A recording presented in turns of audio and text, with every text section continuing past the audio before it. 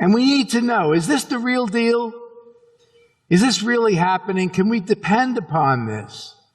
Well, when I first looked into lasers, I really didn't know very much about it. And I'm not a scientist and I'm not a physicist. So what I knew about dental lasers was what I learned from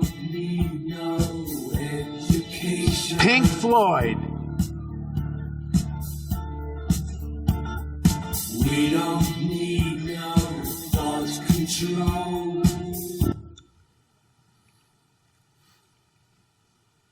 And at the time, one of my mentors, and someone who is not unfamiliar to any of you, was Dr. D. Walter Cohen.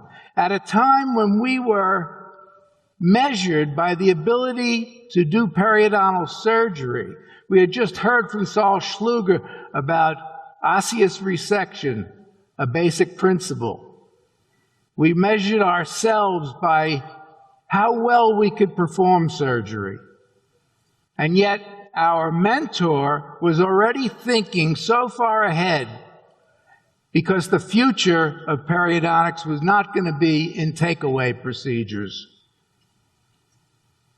I've been reborn 3 times in my career. Regeneration in the 70s, dental implants in the 80s, and laser periodontal therapy today. It has altered and changed the paradigm of what I'm doing. So let's take a look at it. This is where it all started for me.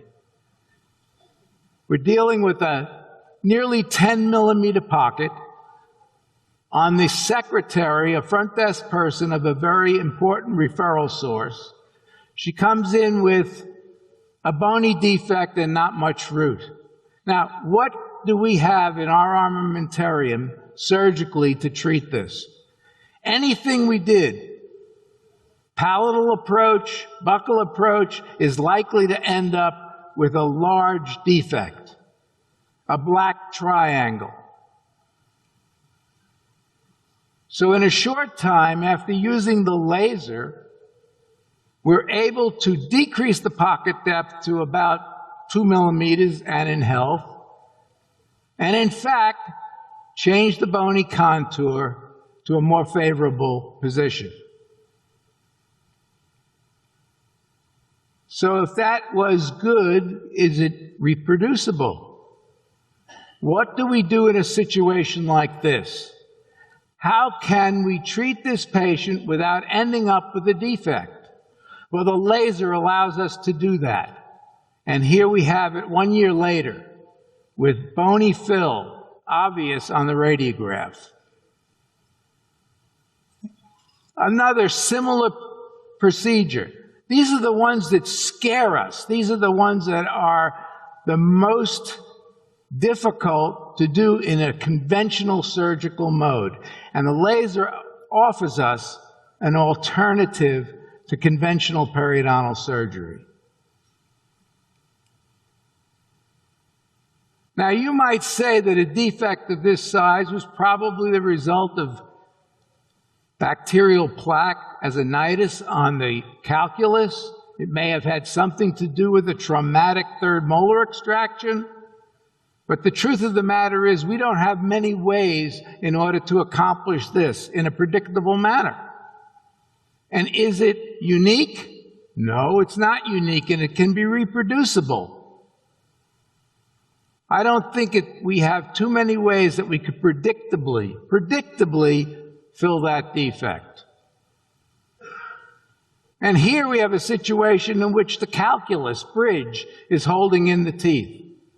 But yet there's some pluripotential cells here, and the patient doesn't want to lose the teeth. And one of the things that this has done for me is I've been reborn as a periodontist.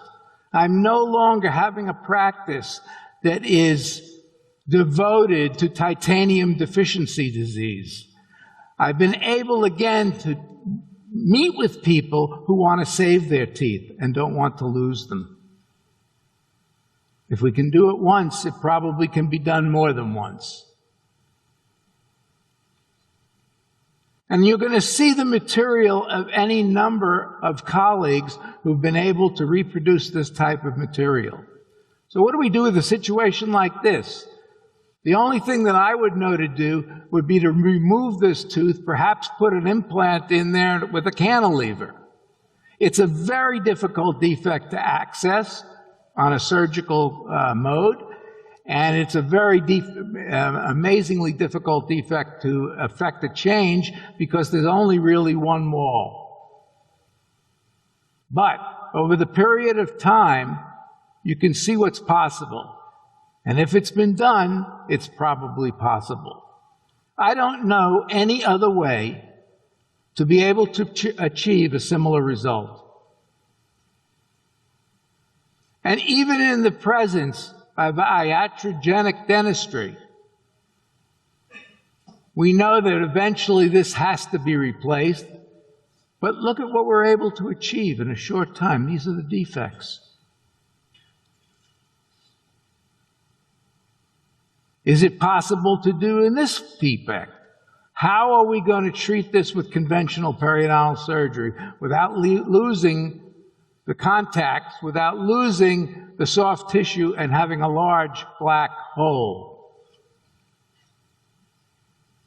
So Braden Seaman, colleague of mine, said, you know what, let's find out whether we are really creating bone. Is this the real deal? And indeed, we have bone. Now, this is something that it gives us an option to do that we've never had before. This is another patient presented to me, type 1 diabetic, blood sugars off the charts. And in a very short time, couple of weeks, we're able to do this. And within a month, his blood sugars came down by 100, mark me, 100 points.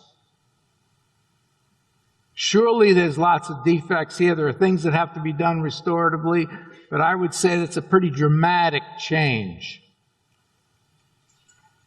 And can it be done with lasers? You know, today, we are realizing that when we used to believe that we put an implant in bone and if it integrated, it was going to be there forever. The truth of the matter is we're now recognizing more and more periimplantitis. These implants in previous times would have been removed, bone grafting extensively, and then replaced. And if it's been done in the lower, it can also be done in the upper. This tells us that something's going on here that we can reverse with a very specific type of laser. I love quotes. Once you've started to think in these terms, you can't go back to the old way. So in order for you to understand this, let's go through a little bit of laser physics. Everybody is aware that Albert Einstein gave us the term laser. And how it works on light energy. If we take white light, put it through a prism, we end up with all colors and all wavelengths. On the other hand, laser light energy is very specific light energy. It's monochromatic, collimated, and coherent. And if you have all three of these, you can affect changes in the surface of tissue, and we're able to do things like LASIK by ablating the surface of the eye. Lasers have an active medium from which they gain their name. The beam is amplified with mirrors, and it produces a wavelength that's specific to the application that we want to use it for. We know that there are many different kinds of lasers. Glenn spoke to us yesterday about some of them, carbon dioxide, erbium. But the laser that's used the most in medicine is the ND-YAG laser, which is named for the crystal neodymium yttrium aluminum garnet. It's a full house. And you need to know a little bit something about wavelengths without getting too great into the physics. We go from the level of cosmic rays all the way over to like broadband. Where are we operating? We're operating in this very narrow zone of 1060 nanometers, roughly in the visible light range. So it's very specific, the wavelength, in order to achieve the objectives that we've set out for ourselves. So let's see a little bit about how these beams work. They can be reflected, in which case they are doing nothing. They are not creating any changes. They can be absorbed, and when they are absorbed, they can make changes. And they are absorbed with colors. They can be transmitted as through water. And they can also be scattered. Now, why is this important? Because if we have the right wavelength, we can use it for therapeutic options. What this is showing in a graph is that the laser at 1060 nanometers is attracted to colors: melanin, hemoglobin, protein. We can clot here, but yet it passes through the water without creating any other change. So if we think of this as a periodontal pocket, for instance, and this is the sulcus, which is inflamed, and the sulcus is colored, then the laser energy is absorbed here and transmitted through the tissue with no collateral damage. Now that's an important concept. It affects the diseased tissue and the disease-causing bacteria, but passes through the rest of the tissue without damaging it all. We certainly can't do that with a scalpel. Let's go through a little bit about various light sources.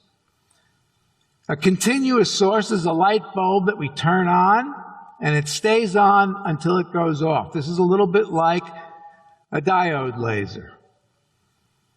We have a single pulse, as in this photograph, and a repetitive pulse, as in this strobe type. What you need to know is ultra-short pulses create high power and energy. And that's how we do this. That's how we can use the laser in order to affect the bacteria. Ultra-short pulses produce high power. And when we produce that high power in millionths of a second, we can cause all of these things to happen. So if we apply the laser beam to the tissue, we get changes. Just so you get the concept, this animation was done by Dawn Nicholson. The fiber optic tip is gently placed at the top of the periodontal pocket to begin removal of diseased tissue that lines the pocket. This is where bacteria live and build a neighborhood of its own that destroys healthy gum tissue and bone that holds your teeth in their proper position. There are specific germs and bacteria that cause gum disease. The Periolase laser is designed to target and eliminate selectively only the diseased tissue and germs, dissolving toxins and leaving the healthy tissue unharmed. The laser tip is then removed from the pocket and set aside. In the next step of the procedure, ultrasonic cleaners as small as the laser fiber tip are used to remove the hard deposits we call tartar or calculus from the top of the teeth and roots. These instruments use sound waves to vibrate and break apart the hard mineral calcium deposits, with water flushing away the debris and cooling the instrument tip. Some hand cleaning instruments may be used at this time to remove any remaining hard calcium deposits. Then the laser is used again at the bottom of the pocket to remove any remaining diseased tissue.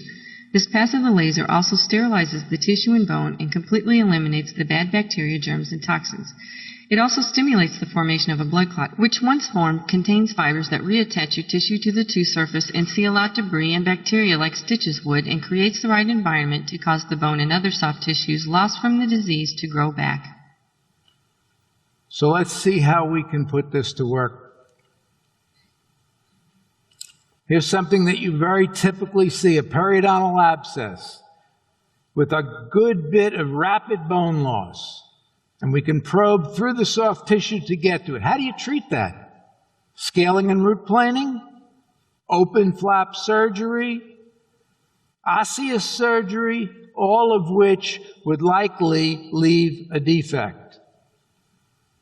And yet, with the use of the laser, we can access this pocket, which is very deep, because of the laser fiber tip, and we are able to achieve goals that we never thought before were possible.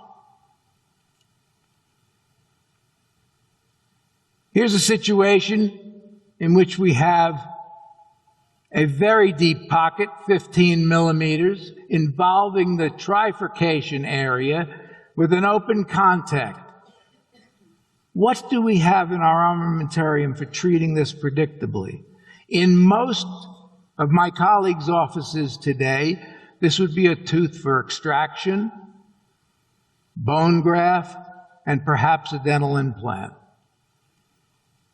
And yet, in a very short period of time, we are able to get changes, progressive changes that you can see to the point where not only was the defect rectified, but also the contact closed spontaneously.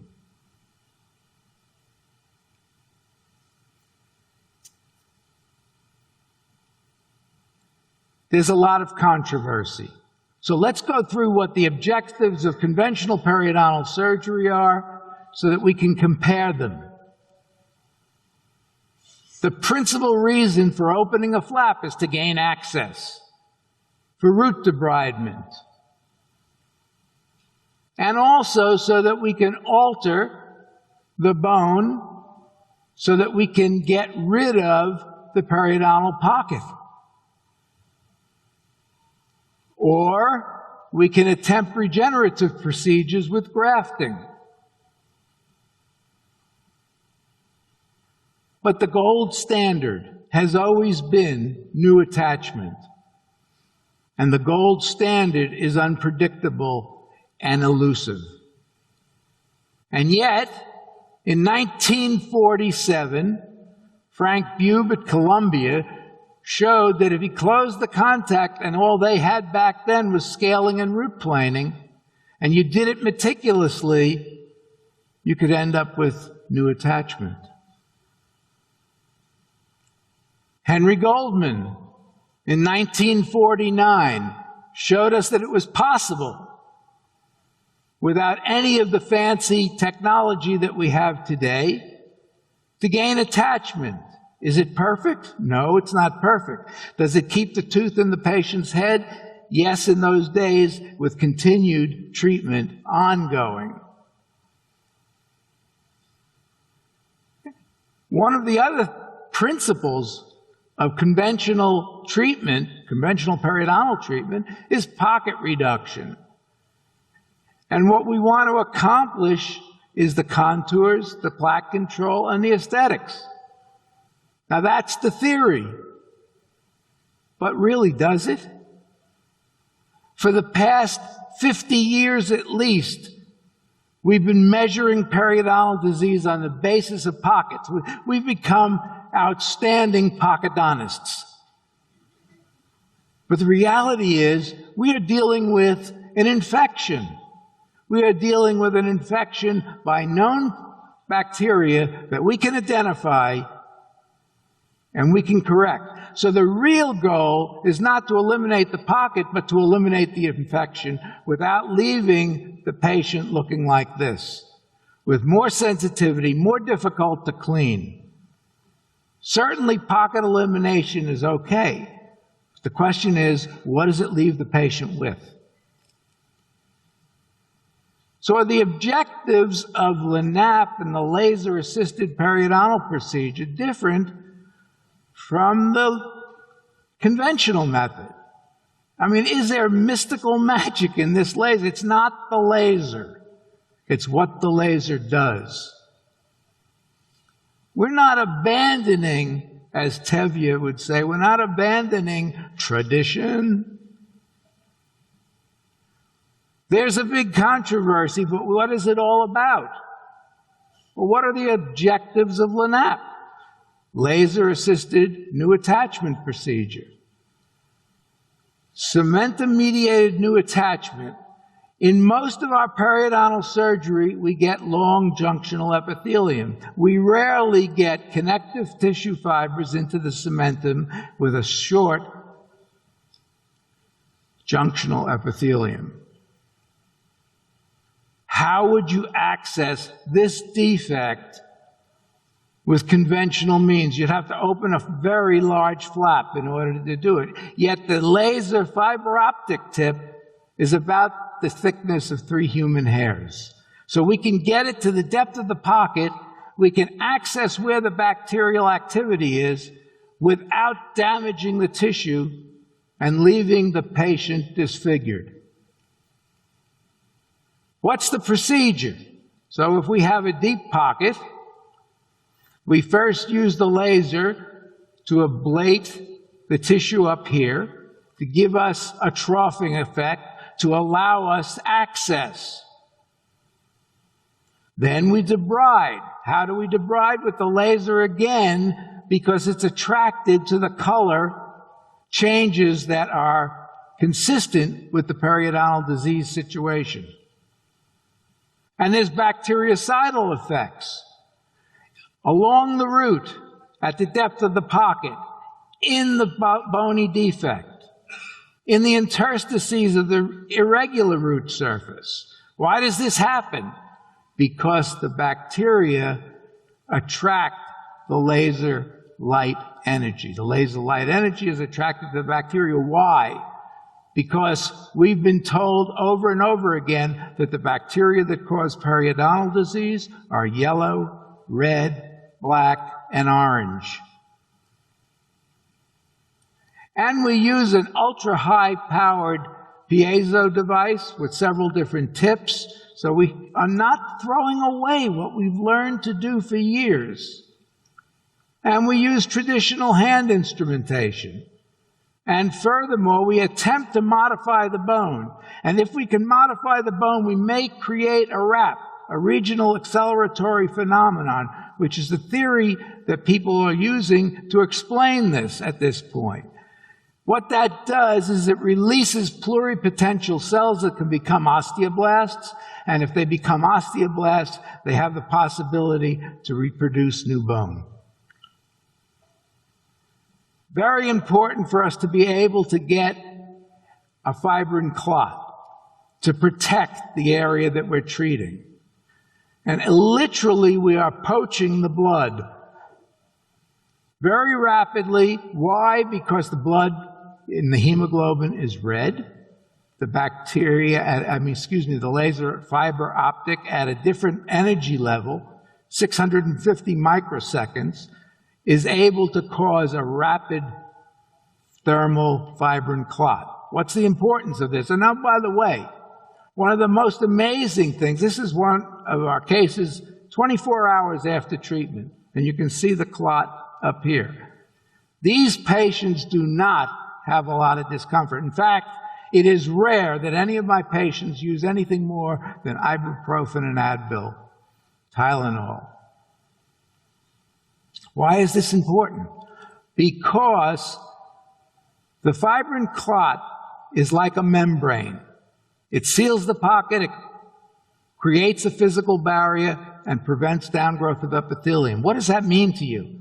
Well, it's a little bit like what we used to call, and still do, guided tissue regeneration.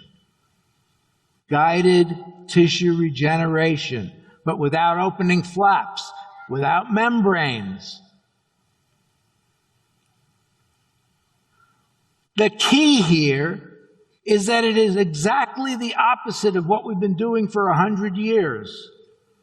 We want to heal from the bottom up rather than the top down. Conceptually, that is an entire shift in our thinking. If we could do this predictably, wouldn't we want to continue to do so? We also want to do occlusal adjustment. If you had a fractured bone, you'd put the patient in a cast. We want to splint the teeth or eliminate any negative occlusal factors. So I want all fremitus gone. So we're fairly aggressive with our occlusal adjustment. And if we do all of these things, and if we do them correctly, we will eliminate the pockets, we will eliminate the disease process, and we can regenerate tissues. So is this a radical idea? Is it iconoclastic? Is it subversive? Because you would think, talking to a lot of people, that that was the case. What I'd rather think is that it's revolutionary, innovative, and groundbreaking. And this may be the most important slide of the entire presentation. There is nothing different. There's just a different way of achieving the objective. So let's look at a few more cases. You're seeing a broad spectrum of clinicians and what they're able to achieve with the same thing. This one, in fact, was done by Dr. Bob Gregg, who was one of the two founders of Millennium Dental Technologies, and you can see what he achieved. This would have been an extraction in my office, a bone graft and an implant. 6 years later, the patient still got their tooth. And yes, there's been tremendous controversy over this. And yes, when I got involved in this, probably less than 10% of all purchases of the Millennium, the Periolase laser, were periodontists. Today, it's more like 60 or 70%. How does it work? Well, all lasers are not created equal, as you learned yesterday. This is a pulsed laser, and that's why we use the idea of a crack of the bullwhip rather than something that's slow and ponderous like a bulldozer. A continuous wave laser is a little bit like this hose. You put it on, it stays on until you put it off. I wouldn't want to put that fiber tip down in a deep pocket. The potential for damage is way too great. Longer pulses cause more soft tissue damage. Very rapid pulses do not. That's what we want with our tissues. Minimal collateral damage. We want a bacterial kill without damage to adjacent tissues. It is indeed a therapeutic heat-seeking missile for colored bacteria. The other thing about it is, because the pulses are so rapid, the laser is only on 0.2% of the time, and the rest of the time the tissue can relax. That's all it takes because of these rapid pulses. So if I were trying to define what I want in the way of treatment, intense, precise, and selective. Del McCarthy was also one of the founders of the company. Look at the defect. And after 1 year, what would you do with this one? Could you predictably get this? And how about this defect? And this one in the anterior part of the mouth. Would we cause a black triangle? What's the evidence? So there have been several papers published. Ray Yuckner published the first paper, and he was roundly criticized because he only had 6 subjects. And yet, in your readings, how many research papers present human block sections? Not many.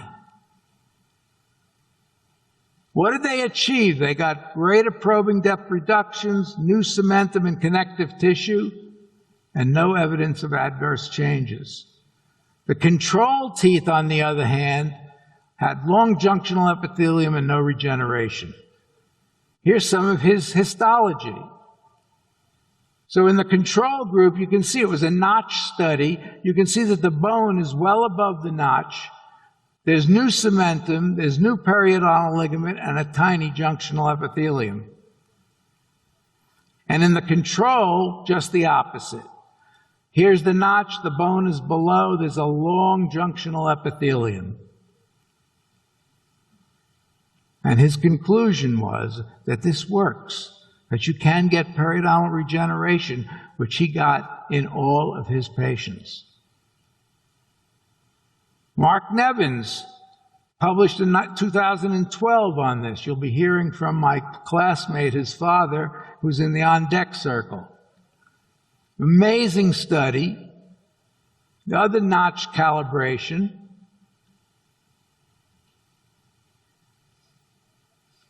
He got complete reattachment in a few and some in others. He loaned me some of his slides. And what you see here is massive defect. And you can see it starting to heal here. And they did histology, beautiful histology, with Professor Peter Schupak. Here we see new cementum, new bone, new periodontal ligament. And this is backscatter electron microscopy showing the new bone. And in a higher blow-up, we can see very, very easily the new cementum, the old cementum, the new bone, and the new periodontal ligament, and Sharpie's fibers attaching into the root surface. More recently, Tom McCauley and Mark McCauley and Tom Rams did a study, amazing study. What they did was they cultured pockets immediately before the laser. They then did the traditional LANAP therapy, and then they recultured. 17 out of 20 had no cultivatable pathogens. And yet the ultrasonic debridement of the other patients that were not in this study, the controls, showed no changes whatsoever. Mark did another study in his office,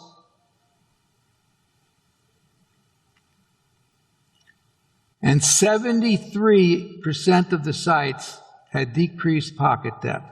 58% of the sites gained clinical attachment level. 88% of the sites over 5 millimeters had decreased pocket depth. And 74% gained clinical attachment. Is there any other technique that we know of where you could get that kind of result? So let's now talk about what's very current today, and that is the treatment of ailing, failing implants. So LAPIP stands for Laser-Assisted Periimplantitis Protocol. We are hearing more and more people on the podium discussing failing implants. We know what the definition of periimplantitis is.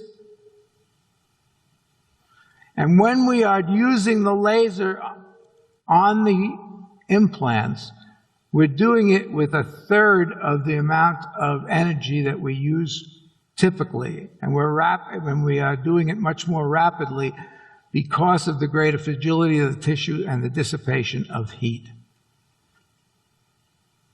We want the fiber optic to be at parallel to the long axis of the tooth. We can't always get this because sometimes the crowns are still on.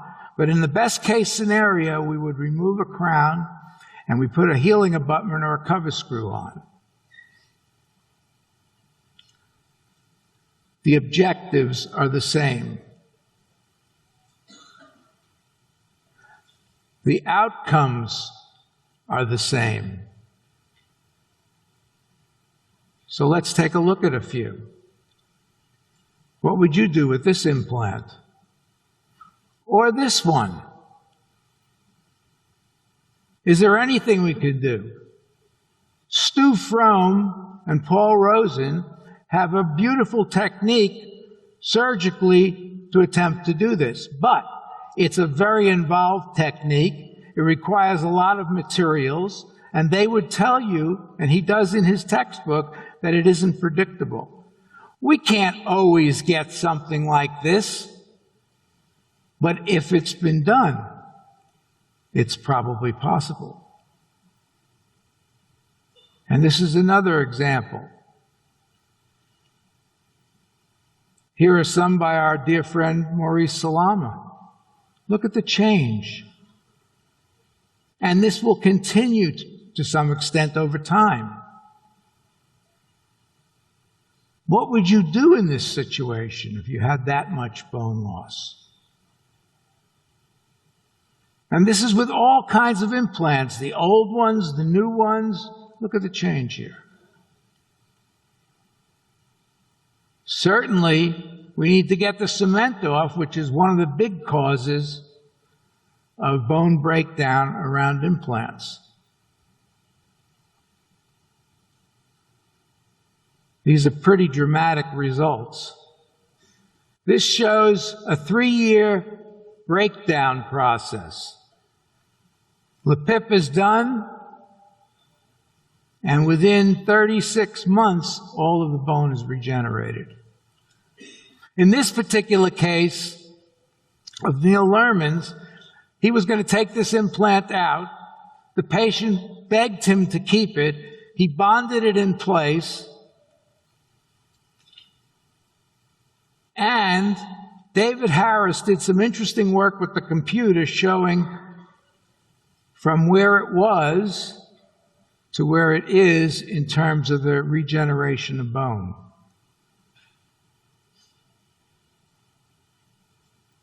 One of Ray Yuckner's, taking the crown off, getting parallel to the implant, causing a tremendous amount of change.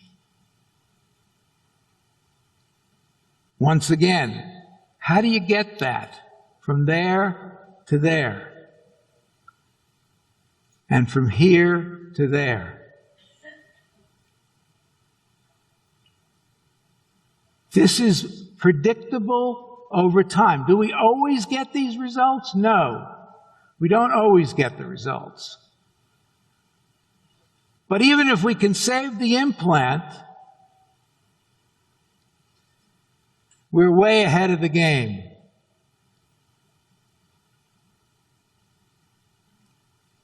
This is one of my cases. We do LePip, and over the course of a year. What are the advantages? It's a viable alternative to traditional periodontal surgery. It stimulates the growth of tissue. And when I finish any lecture, and I hope that you've seen that this is a dramatic possibility for us, I never want to forget the people to whom I owe anything that I've become. These are the people who shaped my life. Thank you.